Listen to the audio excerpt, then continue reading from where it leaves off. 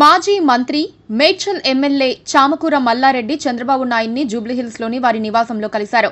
మల్లారెడ్డితో పాటు సీఎం చంద్రబాబును మల్కాజ్గిరి ఎమ్మెల్యే మర్రి రాజశేఖర్ రెడ్డి, మాజీ మేయర్ తీగల కృష్ణారెడ్డి కలిసి మాట్లాడారు. మర్యాదపూర్వకంగా చంద్రబాబుతో బీఆర్ఎస్ నేతలు భేటీ అయ్యారు. పలు కీలక అంశాలపై బీఆర్ఎస్ నేతలు చంద్రబాబుతో చర్చించారు. తిరుమల దర్శనం కోసం తెలంగాణ నుంచి వచ్చే లెటర్స్ అనుమతించాలని చంద్రబాబును నేతలు కోరారు. చంద్రబాబుతో సమావేశం అనంతరం మాజీ ఎమ్మెల్యే తీగల కృష్ణారెడ్డి మీడియాతో మాట్లాడారు. త్వరలో తెలుగుదేశం పార్టీలో చేరతామని ప్రకటించారు. తెలంగాణలో టీడీపీకి పూర్వ వైభవం తీసుకువస్తామని ఉద్ఘాటించారు. హైదరాబాద్ నగరాన్ని అభివృద్ధి చేసిన అభివృద్ధి ప్రదాత చంద్రబాబు అని ప్రశంసల వర్షం కురిపించారు.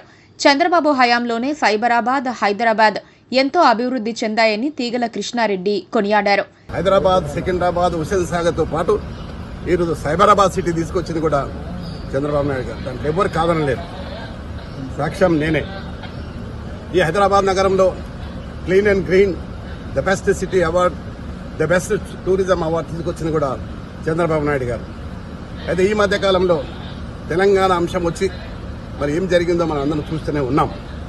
కానీ మళ్ళీ పూర్వ వైభవం తీసుకురావడానికి మేమందరం కూడా చంద్రబాబు నాయుడు కలవడం, మరొకసారి మనం పిలిచి మాట్లాడుతున్నాడు. తప్పకుండా మళ్ళీ ఆనాడు ఎన్టీ రామారావు గారు ఏ విధంగానైతే పరిపాలన చేసిండో ఆ విధంగా చేస్తానికి మేమందరం కూడా కృషి చేస్తాం. నేనందరినీ కూడా శ్రేణులకు వస్తున్నా.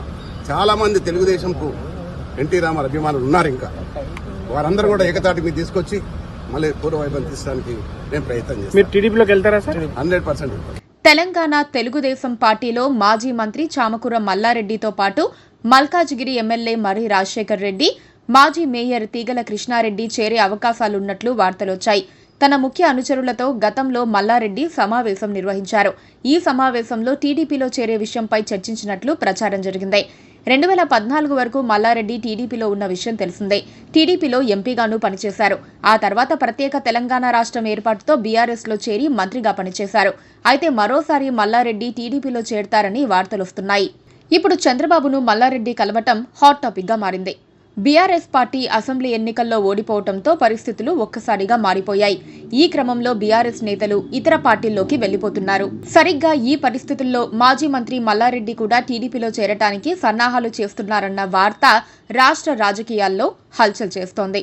తనపై కాంగ్రెస్ ప్రభుత్వం నుంచి దాడులు తగ్గాలంటే అధికారంలో ఉన్న పార్టీలో చేరతానని తన అనుచరులతో మల్లారెడ్డి చెబుతున్నట్లు తెలుస్తోంది.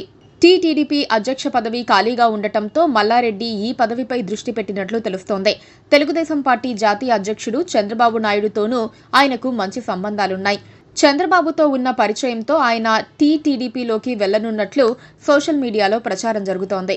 బీఆర్ఎస్ పార్టీ ఓడిపోయినప్పటి నుండి మల్లారెడ్డి అధికార పక్షంలోకి మారిపోతున్నారనే వార్తలు వస్తూనే ఉన్నాయి.